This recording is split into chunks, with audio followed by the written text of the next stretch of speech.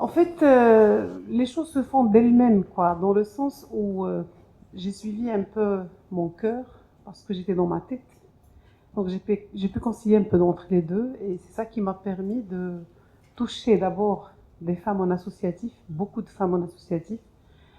Je les remercie d'ailleurs de là où je suis aujourd'hui parce que c'est grâce à elles que j'ai pu vraiment libérer mon potentiel.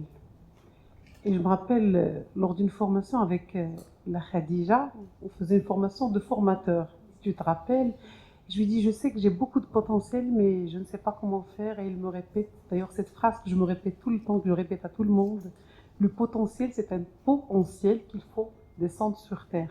Oh, Donc, et c'est un peu ça, cette phrase qui m'a accompagnée. Et puis voilà, j'ai commencé par c'est un pot en amis, ciel qu'il faut le descendre. potentiel, quoi. J'ai commencé par amis, famille, amis des amis, amis de famille. Et puis voilà, les choses se Et font il a fallu combien d'elles-mêmes. de temps en fait? Il faut combien de temps pour réseauter quand on change de cap Alors, professionnel et se je faire... me suis installée pour mon compte depuis pratiquement 3 ans. J'ai passé pratiquement une année en associatif. Okay. Et puis en parallèle, je travaillais avec amis, famille et tout ça. Et puis je me suis lancée et puis j'ai fait une très belle rencontre. Il faut s'ouvrir. Moi, je crois beaucoup en la loi d'attraction, dans le sens où je leur dis donc plus كنسعاو, plus on fait de belles rencontres. J'ai fait de belles rencontres. Et puis voilà, donc, et j'ai commencé, et puis un peu de bouche à oreille, un peu de communication sur les réseaux sociaux. J'ai sorti un petit concept qui s'appelle le bain psychologique, le hammam psychologie, parce qu'on a tendance à aller se laver un peu partout au hammam, mais on oublie de se laver de l'intérieur. On traîne nos traumas d'enfance, d'adolescence, d'âge adulte.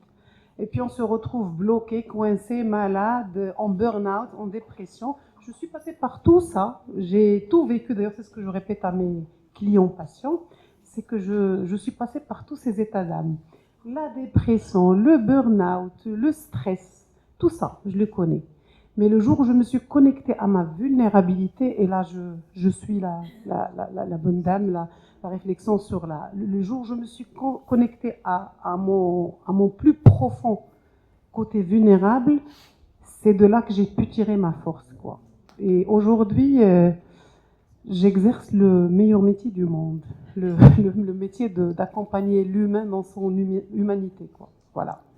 Merci.